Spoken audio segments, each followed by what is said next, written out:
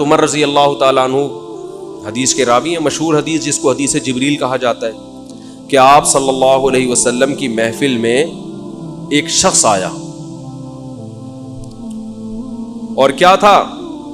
شدید بیاض الثیاب، انتہائی سفید کپڑے اس شخص نے پہنے ہوئے، شدید سواد الشعر، انتہائی سیاہ بال، لا یرا علیہ اثر السفر ولا یعرفہ منا احد۔ کتنی عجیب بات ہے، کہہ رہے ہم میں سے کوئی اسے جانتا بھی نہیں تھا لیکن اس پہ سفر کے کوئی آثار تھے بھی نہیں۔ تو بہت عجیب سی بات ہے یا نہیں ہے کہ ایک بندے کے اتنے سفید کپڑے، جبکہ وہ اس محلے کا بھی نہیں، کیونکہ پہلے تو اونٹوں پہ پیدل آتے تھے نا، تو بھائی میلے کپڑے ہوتے، ہم کہتے ہیں پتہ نہیں کہیں سے کہاں سے آیا ہوگا، مصر سے آیا ہوگا، شام سے آیا ہوگا، کہیں سے آیا ہوگا۔ وہ لوگ تو سب ایک دوسرے کو جانتے تھے، جیسے گاؤں میں جانتے، صدیوں سے اکٹھے رہ رہے ہیں، لیکن کپڑوں کی سفیدی سے لگ رہا ہے بھائی مقامی آدمی ابھی نہا دھو کے آیا ہے، مگر ہم میں کوئی اس کو جانتا نہیں ہے، اور ایسا جوان کہ اس کے انتہائی سیاہ بال، اور نبی سے اتنی بے تکلفی کا اظہار جیسے کوئی پرانا دوست ہو، حتی اسند رکبتیہ الی رکبتیہ ووضع کفیہ علی فخذیہ، اپنے گھٹنے نبی کے گھٹنوں کے ساتھ ملا دیے، ایسے دو زانوں چپک کے بیٹھ گیا، اور اپنے ہاتھ اپنی یا نبی کی ران مبارک پہ رکھ دیے۔ تو کتنا عجیب منظر ہے، لیکن حضرت عمر فرماتے ہیں ہم میں یہ گویا حدیث کا مفہوم ہے کہ ہم میں ہمت نہیں ہوئی کہ نبی سے پوچھے کہ یہ کون ہے۔ بھائی دیکھ رہے ہیں بس جو بھی منظر ہے دیکھتے رہو، ہو کیا رہا ہے بھائی، نبی جب نہ اس کو ڈانٹ رہے ہیں نہ اسے کچھ کہہ رہے ہیں، ہوگا کچھ ہمیں نہیں پتا۔ اور پھر آگے کیا فرماتے ہیں کہ نبی سے سوال پوچھا، یا محمد اخبرنی عن الاسلام، آپ مجھے بتاؤ اسلام کیا ہے؟ تو آپ صلی اللہ علیہ وسلم نے بتانا شروع کیا، الاسلام ان تشہد ان لا الہ الا اللہ وان محمد رسول اللہ۔ سب صحابہ بیٹھے ہوئے ہیں، سب یہ منظر دیکھ رہے ہیں، مگر کسی کی ہمت نہیں ہے کہ وہ نبی کی مجلس میں پوچھ لیں۔ چپ کر کے دیکھتے رہو کیا ہو رہا ہے۔ ہم ہوتے 20 دفعہ ہم درمیان میں پہلے اس کو گریبان سے پکڑ کے باہر نکالتے ہیں، تو ہے کون، کس سے پوچھ کے آیا ہے، اور تو پہلے بتا، تو تیرے کپڑوں پہ نہ کوئی اثر ہے، جن تو نہیں ہے کہیں؟ بھائی دیکھ رہے ہیں کہ جب نبی کچھ نہیں کہہ رہے تو سب سے زیادہ اعتراض کس کو ہونا چاہیے تھا؟ نبی کو۔ تو نبی ہم سے زیادہ جانتے ہیں، تو جب وہ خاموش ہے تو ہم بھی کیا کریں؟ چپ کر کے بیٹھے رہے، آرام سے خاموشی سے بیٹھے رہے۔ اور پھر کتنا عجیب منظر کہ گھٹنے نبی کے گھٹنوں مبارک کے ساتھ ملا کے پوچھ رہے ہیں کہ اخبرنی عن الاسلام، آپ بتاؤ مجھے اسلام کیا ہے؟ تو آپ نے فرمایا اسلام یہ ہے کہ گواہی دو کہ اللہ کے سوا کوئی عبادت کے لائق نہیں، اور محمد صلی اللہ علیہ وسلم اللہ کے بندے اور رسول ہیں، وَتُقِيمَ الصَّلَاةَ وَتُؤْتِيَ الزَّكَاةَ وَتَصُومَ رَمَضَانَ وَتَحُجَّ الْبَيْتَ إِنِ اسْتَطَعْتَ إِلَيْهِ سَبِيلًا، رمضان زکات دو، رمضان کے روز نماز قائم کرو، زکات دو، رمضان کے روزے، اور استطاعت ہے تو حج کرو۔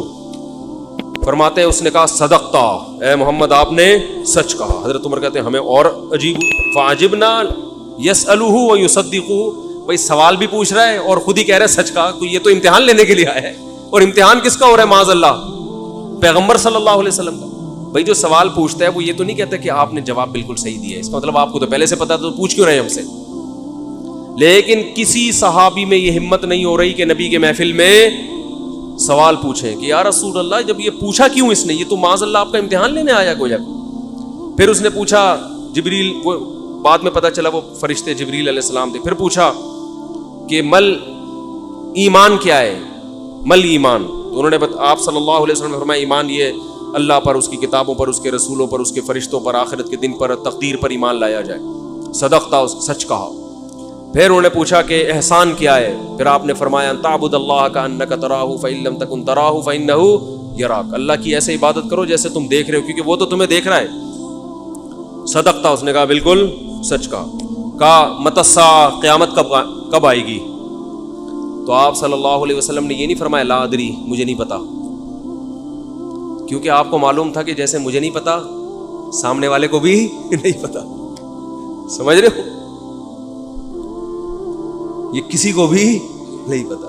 تو یہاں آپ نے جواب میں یہ نہیں کہا مجھے معلوم نہیں ہے، بلکہ آپ نے بتا دیا کہ جیسے تمہیں معلوم نہیں ہے، یہاں تم صدقتا نہیں کہہ سکتے، جیسے مجھے معلوم نہیں ہے تمہیں بھی، اس لیے آپ نے فرمایا مل مسئول عنہا بأعلم من السائل۔ عربی بڑی خاندانی زبان ہے، خدا کی قسم، عربی جو ہے نا بڑی پیاری زبان ہے, کسی کو صحیح آتی ہو تو عربی کی بلاغت کا عربی میں ہی مزہ ہے.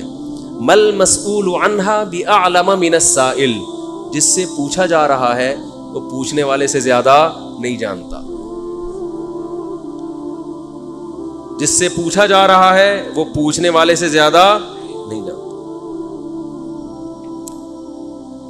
قرآن کی بعض آیتیں ایسی وجد والی ہیں نا کہ مزہ آتا ہے ان کو پڑھنے میں. جو موسیٰ علیہ السلام کو اللہ نے کہا تھا نا قلنا لا تخف انک انت الاعلی, اس کا اردو میں ترجمہ نہیں بنتا.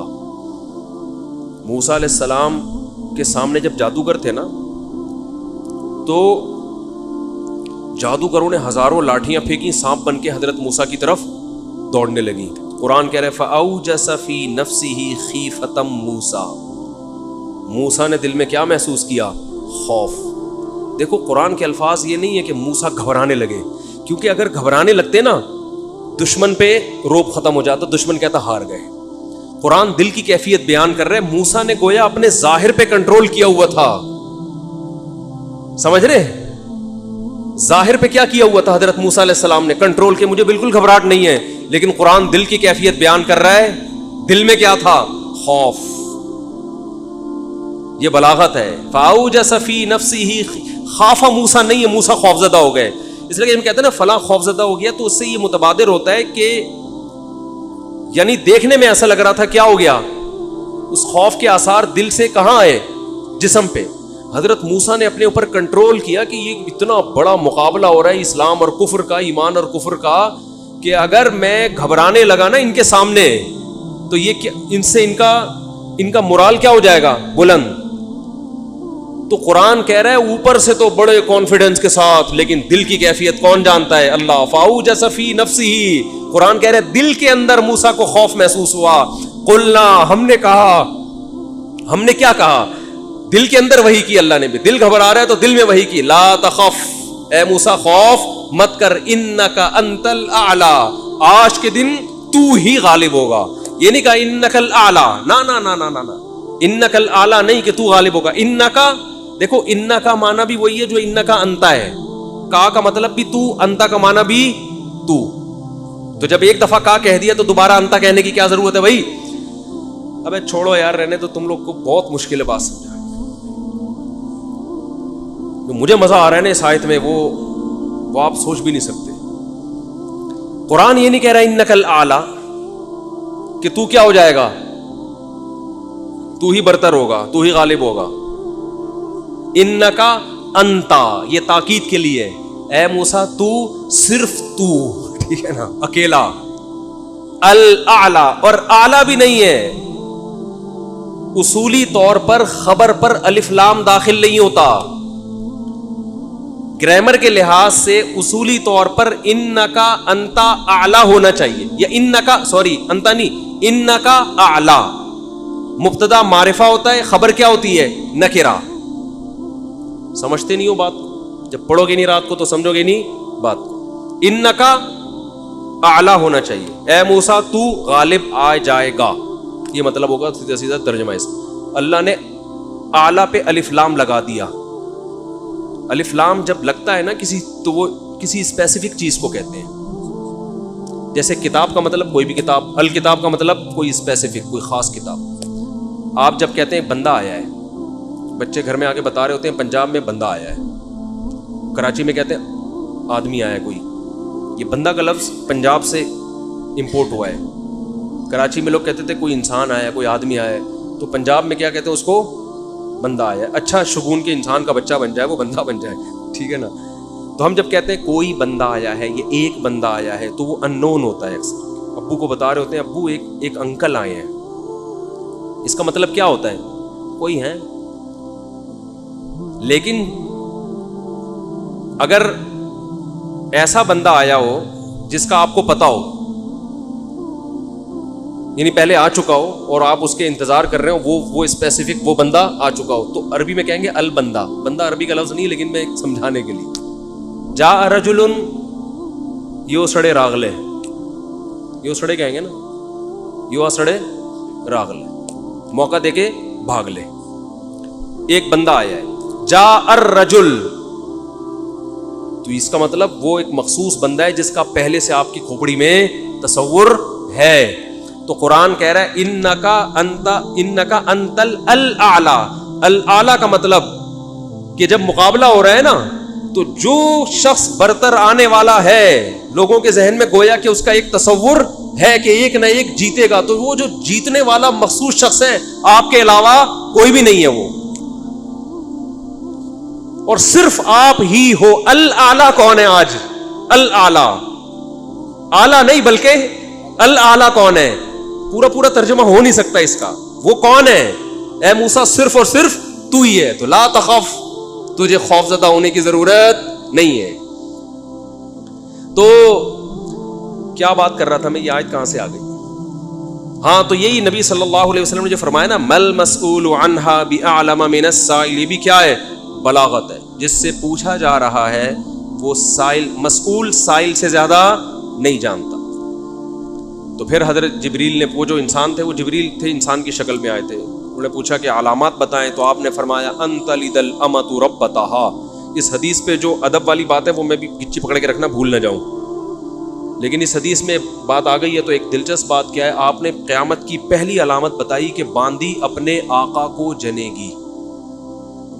یعنی لونڈی اور غلام سے جو بچہ پیدا ہوگا وہ ماں کا بیٹا کم اور ماں کا باپ بولو زیادہ, ماں کا مولا اور ماں کا آقا زیادہ ہوگا.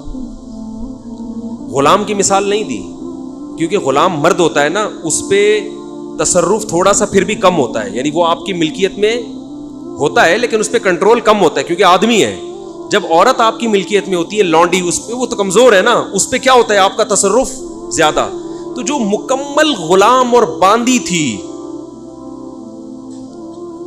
وہ جب جنے گی جس نسل کو, تو ہونا تو یہ چاہیے تھا کہ جس نے جنا ہے اس کا مقام اونچا, لیکن جس کو جنے گی نا وہی اس پہ کیا کرے گا.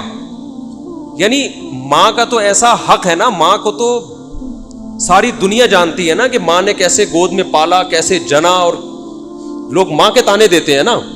حضرت موسیٰ علیہ الصلوۃ والسلام نے جب حضرت ہارون کی داڑھی پکڑ کے کھینچی ہے نا, جب حضرت موسیٰ علیہ السلام کوہ طور پہ گئے تورات لینے, پیچھے بنی اسرائیل نے بچڑے کی عبادت شروع کر دی. ہارون علیہ السلام کو نگران بنا کے گئے تھے کہ ذرا ان کی حفاظت کرنا, بڑے نالائق لوگ ہیں, دائیں بائیں نہ ہو جائے. تو جب واپس آئے تو دیکھا کہ وہ کیا کر رہے ہیں, بچڑے کی عبادت. تو حضرت موسیٰ کو سب سے پہلے غصہ کس پر آیا؟ حضرت ہارون پر. اپنے بھائی کی داڑھی پکڑ کے کھینچی کہ ما منعک اذ رأیتہم ضلوا, یہ گمراہ ہو رہے تھے, آپ نے روکا کیوں نہیں؟ تو حضرت ہارون نے کیا کہا, باپ کا واسطہ نہیں دیا بلکہ ماں کا. لا یبن اماں, اے میری اماں کے بیٹے, اے میری ماں کے بیٹے, کیونکہ یہ رشتہ فوراً سمجھ میں آتا ہے. ماں کا واسطہ کیونکہ محبت کی علامت ہے نا. ابا جو ہے نا وہ تربیت کے لیے اللہ نے بنائے, وہ محبت زیادہ ابا سے امیدیں نہیں لگایا کریں. ابا کی ایک الگ ویلیو ہے, محبت بہت زیادہ کرتے ہیں ابا, لیکن وہ جتلاتے نہیں ہیں. وہ کہہ رہے ہیں تمیز سے زیادہ لاڈ پیار دکھاؤ گے نا ابا, یہ ہو گیا تمیز سے بیٹھ وہاں جا کے آرام سے, ٹھیک ہے نا, جو بات ہے ادب تمیز. ماؤں کو زیادہ ادب تمیز نہیں, ماؤں کو لاڈ چاہیے ہوتے ہیں. تو اس لیے ابا محبت تو بہت کرتے ہیں لیکن وہ آسانی سے سمجھ میں نہیں آتی کیونکہ تعظیم اس پہ غالب ہوتی ہے. اماں کی محبت 2 منٹ میں سمجھ میں آ جاتی ہے. تو جب بھی واسطہ دیا جاتا ہے کس کا؟ اماں کا. تو حضرت ہارون بھی واسطہ کس کا دے رہے ہیں کہ بھائی ایک ہی ماں کے ہم دونوں اولاد ہیں, آپ اتنی سختی تو نہ کریں نا, ماں کا واسطہ دے رہا ہوں آپ کو, یبن اماں, اے میری اماں کے بیٹے. تو ماں جو اتنا قریبی رشتہ ہے, جس کی محبت سب کو سمجھ میں آتی ہے, اس کو غلام بنا لینا تو یہ کھوپڑی میں آنے والی بات نہیں ہے. لیکن حدیث میں کیا آتا ہے, قرب قیامت میں بیٹا کیا ہوگا, ماں پہ حکومت کرے گا, بیٹا ماں پہ حکومت کرے گا. تو ہونا تو یہ چاہیے تھا کہ جو جنے, وہ جس کو آپ جن رہے ہیں وہ کوئی ایک قسم کی لونڈی غلام ہو, ماتحت ہو, لیکن الٹا حساب ہو رہا ہوگا. تو یہ بھی پتہ چل رہا ہے کہ ادب مارکیٹ سے کیا ہونا شروع ہو جائے گا, شارٹ. مطلب حدیث کا یہی ہے کہ چھوٹے جو ہے نا وہ بڑوں کی جگہ ہو جائیں گے, اور بڑے, اور یہ خدا کی قسم آج اپنی آنکھوں سے میں دیکھ رہا ہوں, زیادہ تر لبرل لوگوں کے گھروں میں دیکھ رہا ہوں, دیندار گھروں میں کم. باپ اور ماں اپنے بچوں کو اسکولوں میں 15-20 ہزار روپے فیسیں دے کر بدتمیز بنا رہے ہیں باقاعدہ پیسوں کے ذریعے. یعنی اسکولوں میں پڑھا رہے मॉडर्न स्कूल हैं और बहुत ही मॉडर्न किस्म के स्कूल जिनमें मजहब नहीं है, बच्चा इंग्लिश में इंग्लिश बहुत अच्छी बोल लेता है और ठीक ठाक फीसें दे के क्या कर रहे हैं, अपनी नाफरमानी पैसे दे के सिखा रहे हैं। आज भी मेरे पास एक केस आया, किसी को नहीं पता चलेगा किसकी बात हो रही है। एक साहब ने कहा मैंने अपनी बच्ची को एडमिशन करवाया, मैं 20-20 हजार रुपए फीसें दे रहा हूं और वो चर्स पी रही है, वो पता नहीं कितने कितने लड़कों से दोस्तियां लगा रही है। तालीम को फोकस करने के चक्कर में तहजीब का बेड़ा गर्क कर दिया। यानी गोया के पैसे दे के बाकायदा क्या किया जा रहा है, अपने बच्चों को खराब किया जा रहा है। तो जना भी खुद, एहसान भी खुद किया और निकला क्या रिजल्ट, वही आप पे क्या कर रहा है हुकूमत, वो आपकी एक बात मानने के लिए तैयार नहीं है। तो ये वो दौर है जिससे हम गुजर रहे हैं। तो इसमें भी अदब की तलकीन की गई है। जब कुछ इस तरह के लोग आते हैं ना मेरे पास कि बाप बेटा बैठा हुआ होता है और बाप अपने बेटे की शिकायतें कर रहा होता है बड़े धीमे लहजे में कि बच्चे को गुस्सा ना आ जाए, और बेटा जवाब दे रहा होता है बड़ी ऊंची आवाज में। ये मैंने बहुत देख लिया है, बहुत देख लिया अपनी जिंदगी में। इससे मुझे फौरन वो हदीस याद आती है कि इसको बाप होना चाहिए और इसको बेटा। बाप को ये डर लगता है कि यार अब मेरी औलाद है, यार मैं कोई ऊंची आवाज से वो एकदम मीटर ना घूम जाए। देखो ये औलाद के नालायक होने की अलामत है कि आपने अपने बाप को ये अथॉरिटी नहीं दी है कि वो आपको डांट सके। अगर आपका बाप आपको डांटते हुए घबराता है ना, खुदा की कसम ये बाप के खराब होने की दलील नहीं है, ये औलाद के खराब होने की दलील है। ये औलाद के खराब, वो डर लगता है उसको कि यार कुछ बोल दूं तो ऐसा ना नाराज हो जाएगी। मैं नहीं कह रहा औलाद पे बेजा सख्तियां करें या खाम खामे डांट डपट करते रहे, उससे तो डिप्रेशन के मरीज बनते हैं। माँ बाप जुल्म भी करते हैं। इस पर मैं इंशाल्लाह बयान करूंगा कि मेरा इरादा है, मैंने जो सेनेट में बिल पेश हुआ ना कि माँ बाप को औलाद पे हाथ उठाने की इजाज़त नहीं, शौहर को बीवी को डांटने की इजाज़त नहीं, तो ये बिल्कुल खिलाफ है, लेकिन इसका नाजायज़ फ़ायदा भी उठाया जाता है। तो माँ बाप को बिला वजह औलाद पे हाथ उठाना शरन जायज़। आज एक साहब बहस करने लगे कि मुझे इजाज़त दी है शरीयत ने कि मैं अपने बच्चे को थप्पड़ मार सकता हूँ। मैंने कहा आपको इजाज़त शरीयत ने नहीं दी है कि बिला वजह आप अपने बच्चे पे हाथ उठाएं, और ख़ासतौर पे नाबालिग पे। नाबालिग के हुकूक इस्लाम में बहुत ज़्यादा हैं। माँ को इजाज़त नहीं अपना गुस्सा आप किसी और पर है निकाल किस पे रही है। मैंने माओ को देखा है, तबीयत ख़राब है, झुंझला रही है, बच्चे को पकड़ के तबीयत से कूट दिया उसको, वो बेचारा। बाज़ बच्चे माँ की चंगेज़ खान जैसी माएँ होती हैं, वो बच्चे ठिठर ठिठर के उनकी जो ग्रोथ है ना वो ही रुक जाती है उनकी। इतना सख्ती का माहौल उन्होंने घर में देखा होता है। तो ये ना बाप के लिए जायज़ है और ना माँ के लिए। तो इसमें मैं उलमा के वाक़यात भी सुनाऊंगा कि अपनी औलाद को मारने से पहले क्या उनके उसूल थे कि हम ज़्यादती न कर बैठे। तो ये भी है। अच्छा खैर, तो जल्दी से बात को ये समेट के ख़त्म करता हूँ। ये क्या हो गया। तो रसूलुल्लाह सल्लल्लाहु अलैहि वसल्लम की महफिल में हज़रत जिब्रील आए। तो हज़रत उमर फरमाते हैं, तो हज़रत उमर रज़ी अल्लाह ताला अन्हु फरमाते हैं, फलबिस्तु मलिया, मैंने जब ये मंज़र देखा तो मैं बहुत दिनों तक ठहरा रहा। यानी कुछ दिन गुजरने के बाद भी हज़रत उमर की हिम्मत नहीं हुई कि नबी से पूछे कि या रसूल अल्लाह ये कौन थे, ये क्या है एहतराम, कि भाई ऐसा ना नबी सल्लल्लाहु अलैहि वसल्लम नाराज़ हो जाए। खुद क्यों नहीं बता रहे भाई, ये अहम बात होती तो आप सल्लल्लाहु अलैहि वसल्लम तो खुद मुअल्लिम थे, खुद बताते। तो फरमाते हैं कुछ दिन के बाद खुद नबी ने मुझसे पूछा कि उमर जानते हो वो शख्स कौन था। मैंने कहा अल्लाह उसके रसूल ही ज़्यादा जानते हैं। फरमाया हादा जिब्रील अताकुम युअल्लिमुकुम दीनकुम, ये जिब्रील थे, इंसानी शक्ल में आए थे तुम्हें तुम्हारा दीन सिखाने के लिए। इससे पता चलता है कि तालीम का सिर्फ ये तरीक़ा नहीं है कि उस्ताद बैठ के बच्चों को पढ़ाता रहे सारा दिन बैठ के। ये नेचुरल वे ऑफ टीचिंग है कि एक माहौल बना दिया, एक शख्स आ रहा है, सहाबा अच्छा फिर एक ताज्जुब की फ़ज़ा कायम की गई ताकि ना उनको ये महफिल याद रहे। अगर ऐसा ही होता वो नॉर्मल ड्रेस, सफ़र वाले ड्रेस में आते तो ये तो नॉर्मल मजलिस है, भाई कोई मुसाफिर आया। ऐसा एक मखमसे में डाला गया क्योंकि जब कोई ऐसी अजीब सी महफिल होती है ना तो दिमागों में बैठ जाती है, उसका एक एक मंजर याद रहता है। तो इससे माहौल की तब्दीली का भी इंसान पे असर पड़ता है।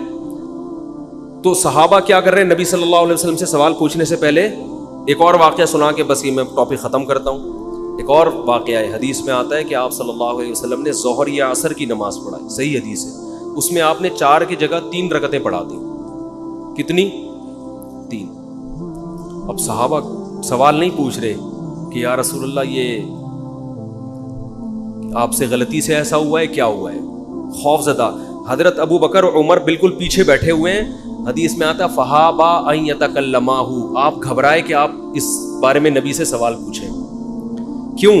ہو سکتا ہے نبی کو اس بات پہ غضب آ جائے کہ بھائی جب میں نے 3 پڑھائی ہیں تو میرے 4 پڑھنے سے جب چاہا کہ ہاں تمہاری یہ نیکی لکھی جا رہی ہے تو حلال کی طرف آؤ اور کسی کی مت سنو. سمجھتے ہو؟